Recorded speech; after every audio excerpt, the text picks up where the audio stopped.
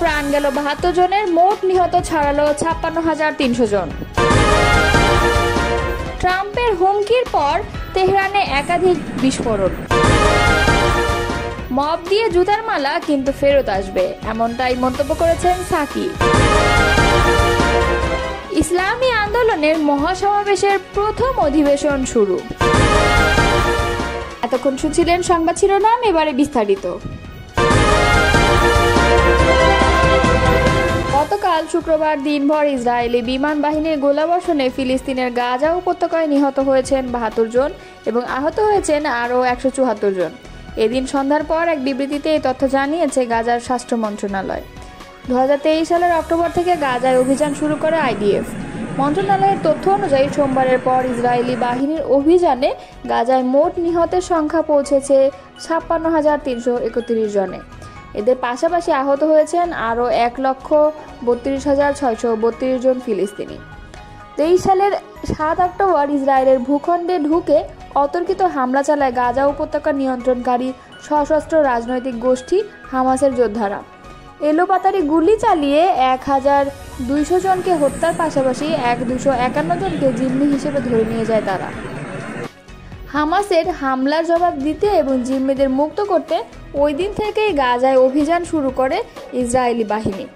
১৫ মাসেরও বেশি সময় ধরে টানা অভিযান চালানোর পর যুক্তরাষ্ট্র থেকে মধ্যস্থতাকারী এবং অন্যান্য দেশগুলোর চাপে বাধ্য হয়ে গত ১৯ জানুয়ারি গাজায় যুদ্ধবিরতি ঘোষণা করে ইসরায়েল। কিন্তু বিরতি ২ মাস শেষ হওয়ার আগেই গত ১৮ মার্চ থেকে ফের গাজায় অভিযান শুরু করে আইডিএফ। দ্বিতীয় দফার অভিযানে গত ২.৫ মাসে গাজায় নিহত হয়েছেন ৬,০০৮ জন ফিলিস্তিনি এবং আহত হয়েছেন আরও ২০,৫৯১ জন। যে ২৫১ জন জিম্মিকে হামাসের যোদ্ধারা ধরে নিয়ে গিয়েছিল তাদের মধ্যে অন্তত ৩৫ জন এখনও জীবিত আছেন বলে ধারণা করা হচ্ছে। সামরিক অভিযানের মাধ্যমে তাদের উদ্ধার করার ঘোষণা দিয়েছেন আইডিএফ। জাতিসংঘ ও আন্তর্জাতিক সম্প্রদায় এ পর্যন্ত কয়েকবার গাজায় সামরিক অভিযান বন্ধের জন্য ইসরায়েলের প্রধানমন্ত্রী বেঞ্জামিন নেতানিয়াহুকে আহ্বান জানিয়েছেন। ইতোমধ্যে জাতিসংঘের আদালত নামে পরিচিত ইন্টারন্যাশনাল কোর্ট অব জাস্টিসে ইসরায়েলের বিরুদ্ধে গণহত্যার মামলাও দায়ের করা হয়েছে। এদিকে সম্প্রতি গাজায় ফের ২ মাসের যুদ্ধবিরতি সংক্রান্ত একটি প্রস্তাবনা হাজির করেছে যুক্তরাষ্ট্র। সেই প্রস্তাবনা এখনও হামাস কিংবা ইসরায়েল অনুমোদন করেনি। ইরানের রাজধানী তেহরানে পশ্চিমাঞ্চলে ইসলাম শহরে একাধিক বিস্ফোরণের শব্দ শোনা গেছে। অঞ্চলটিতে সঙ্গে সঙ্গে আকাশ প্রতিরক্ষা ব্যবস্থা চালু করা হয়। প্রত্যক্ষদর্শীদের সোশ্যাল মিডিয়ার বরাত দিয়ে শনিবার ইরান ইন্টারন্যাশনালের লাইভ প্রতিবেদনে এই তথ্য জানানো হয়েছে। তবে ঠিক কী কারণে এই বিস্ফোরণ হয়, এতে কী পরিমাণ ক্ষয়ক্ষতি বা হতাহতের ঘটনা ঘটে সেই সম্পর্কে বিস্তারিত কিছু জানায়নি সংবাদ মাধ্যমটি। ইরান ইন্টারন্যাশনালের পোস্ট করা ভিডিওতে দফায় দফায় বিস্ফোরণের শব্দ শোনা গেছে, সেই সঙ্গে আকাশে আলোর ঝলকানি দেখা গেছে। এর আগে ১২ দিনের সংঘাত শেষে গত ২৪ জুন ইসরায়েলের সঙ্গে যুদ্ধবিরতি কার্যকর হয়। যুদ্ধবিরতির পরেও উভয় দেশই একে অপরের বিরুদ্ধে যুদ্ধবিরতি লঙ্ঘনের অভিযোগ এনেছে। সেই সঙ্গে ইরান দাবি করেছে যুদ্ধবিরতি হলেও ইসরায়েল যে কোনো সময় হামলা চালাতে পারে। এদিকে ইরানে আবারও বোমা হামলার হুমকি দিয়েছেন মার্কিন প্রেসিডেন্ট ডোনাল্ড ট্রাম্প। তিনি বলেছেন, ইরান পারমাণবিক অস্ত্র তৈরির উপযোগী মাত্রায় ইউরেনিয়াম সমৃদ্ধ করতে সক্ষম হলে দেশটিতে আবারও বোমা হামলা করা হবে। শুক্রবার হোয়াইট হাউসে এক সংবাদ সম্মেলনে তিনি কথা বলেছেন। এর আগে ন্যাটো সম্মেলনে এক সাংবাদিক ট্রাম্পকে প্রশ্ন করেছিলেন, তেহরান যদি আবার পারমাণবিক কার্যক্রম শুরু করে যুক্তরাষ্ট্র কি আবার বোমা বর্ষণ করবে? যুক্তরাষ্ট্র কি আবারও বোমা বর্ষণ করবে? ট্রাম্প সরাসরি জবাবে বলেছিলেন, অবশ্যই। এই মুহূর্তে ইরান কিছুই সমৃদ্ধ করতে চায় না, তারা কেবল ঘুরে দাঁড়াতে চাইছে। যদি মার্কিন প্রেসিডেন্ট ডোনাল্ড ট্রাম্প পরমাণু চুক্তি চান, তাহলে তার ইসলামী বিপ্লবীর নেতা আয়াতুল্লাহ আল খামেনিকে নিয়ে অসম্মানজনক এবং অগ্রহণযোগ্য কথা বলা থেকে দূরে থাকা উচিত। সামাজিক যোগাযোগ মাধ্যম এক্সে এক পোস্টে এমনটাই লিখেছেন ইরানের পররাষ্ট্রমন্ত্রী আব্বাস আরাগচি।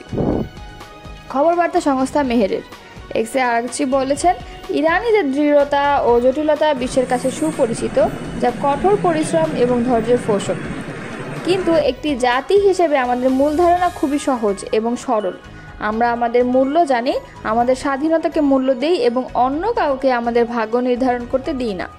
তিনি লেখেন, যদি প্রেসিডেন্ট ট্রাম্প পরমাণু চুক্তির ব্যাপারে আগ্রহী হন তাহলে তার ইরানের সর্বোচ্চ নেতা আয়াতুল্লাহ খামেনির প্রতি অসম্মানজনক এবং অগ্রহণযোগ্য কথা বলা থেকে দূরে থাকা উচিত এবং তার লক্ষ্য হৃদয় এবং অনুসারীদের আঘাত করা বন্ধ করা উচিত। তিনি আরও লেখেন, শক্তিশালী ইরানি জনগণ বিশ্বকে দেখিয়েছে যে আমাদের ক্ষেপণাস্ত্রের আঘাতে ধ্বংস এড়াতে ইসরায়েলের বাবার কাছে ছুটে যাওয়া ছাড়া আর কোনো উপায় নেই। মব তৈরি করে কোনো ব্যক্তির গলায় জুতার মালা পরানোর যে উদাহরণ তৈরি হচ্ছে তা ফেরত আসবে বলে মন্তব্য করেছেন গণসংহতি আন্দোলনের প্রধান সমন্বয়কারী জোনায়েদ সাকি। সাবেক সিইসি কে এম নুরুল হুদাকে গ্রেফতারের আগে কথিত মবের হেনস্থার প্রসঙ্গ ধরে শুক্রবার চট্টগ্রাম প্রেস ক্লাবে সাংবাদিকদের সঙ্গে মতবিনিময় অনুষ্ঠানে তিনি এসব কথা বলেন। সাকি বলেন, মব আক্রমণ হচ্ছে। মাননীয় প্রধান উপদেষ্টার প্রেস সেক্রেটারি বললেন যে মব না, প্রেশার গ্রুপ। মানেটা কি? প্রেশার গ্রুপ জিনিসটা কি? আপনি যদি মনে করেন যে অমুক ব্যক্তি অন্যায় করছে, তার শাস্তি হওয়া দরকার, তো আপনার সভা সমাবেশ করার জায়গা আছে, তার বাড়িতে হামলা করা আপনার এখন কর্তব্য না। তিনি বলেন, তাহলে সরকার কি নিজে এটা উস্কে দিচ্ছে যে অমুককে আমার ধরতে হবে, ধরার আগে একটা নাটক করতে হবে? এ কি আশ্চর্য ব্যাপার। শেখ হাসিনা যেমন করতো তেমনই কাউকে গ্রেপ্তার করার আগে নানান ছক তৈরি করতো। বহুজনের ক্ষেত্রে ওইটা বলা যাবে আগে তাকে একটু খলনায়ক ধরনের বানিয়ে নিয়েছে। সামাজিক মাধ্যমে 2-3 দিন ধরে তাকে বেশ কয়েকটা চলেছে, এরপর যে তাকে গ্রেপ্তার অ্যারেস্ট করেছে। তাহলে তো একই পদ্ধতি প্রয়োগ করছেন। তিনি আরও বলেন, 3টা নির্বাচন কমিশনার কে জবাবদিহির আওতায় আনার জন্য বহু আগে থেকেই রাজনৈতিক দলগুলো বলেছে, আমরা বলেছি, সকলেই বলেছে, জবাবদিহির আওতায় আনেন, আপনারা সেই অনুযায়ী পদক্ষেপ নেন। তারপর যদি বিচারক জায়গায় নিতে হয় তাহলে বিচারিক প্রক্রিয়ার মধ্যে ঢুকেন। আপনি কোনো ব্যক্তির গলায় জুতার মালা পরাবেন, এটি ব্যক্তির যে মানবিক অস্তিত্ব তাকে আপনি অপমান করছেন। এটাকে বলে বিমান বিকিরণ। একজন সর্বোচ্চ অপরাধীকেও তা করা হয় না, কিন্তু কোনো অপরাধীকে ফাঁসি দিলেও তারও কতগুলো মানবিক অধিকারকে স্বীকার করে নিয়ে কিন্তু সেই কাজটা করা হয়। গণসংহতি আন্দোলনের নেতা সাকি বলেন, আপনি এটাও করতে পারেন না। এই যে উদাহরণ তৈরি হচ্ছে, উদাহরণ কিন্তু ফেরত আসবে। এই উদাহরণগুলো কোনো কারণেই গণতান্ত্রিক ব্যবস্থায় গ্রহণযোগ্য হতে পারে না। এছাড়া চট্টগ্রাম বন্দরের এনসিটি ব্যবস্থাপনায় বিদেশি অপারেটর নিয়োগ নিয়ে আলোচনা প্রসঙ্গে জোনায়েদ সাকি বলেন, চট্টগ্রাম বন্দরের উপর সার্বভৌম কর্তৃত্ব আমাদের জনগণের, সরকারের থাকা দরকার। তারপর এর অর্থনৈতিক এবং অন্যান্য প্রযুক্তিগত দিক উন্নতির জন্য সরকার নানা পরিকল্পনা করতে পারে, কিন্তু সেটা স্বচ্ছতা ও স্পষ্টতার সঙ্গে হতে হবে। সংখ্যানুপাতিক পদ্ধতিতে জাতীয় নির্বাচন আয়োজন সহ 3 দফা দাবিতে মহাসমাবেশের আয়োজন করছে ইসলামী আন্দোলন বাংলাদেশ। শনিবার সকাল 10টায় রাজধানীর সোহরাওয়ার্দী উদ্যানে আনুষ্ঠানিকভাবে ইসলামী আন্দোলনের মহাসমাবেশের প্রথম অধিবেশন শুরু হয়েছে।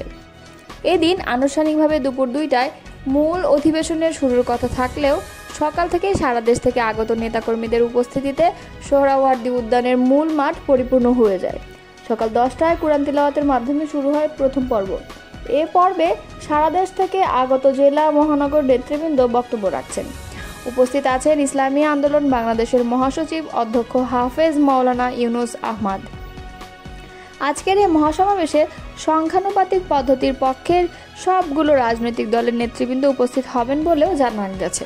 মূলত সংস্কার, বিচার ও পিআর পদ্ধতিতে জাতীয় নির্বাচন আয়োজনের দাবিতে এই মহাসমাবেশ করেছে আন্দোলন বাংলাদেশ।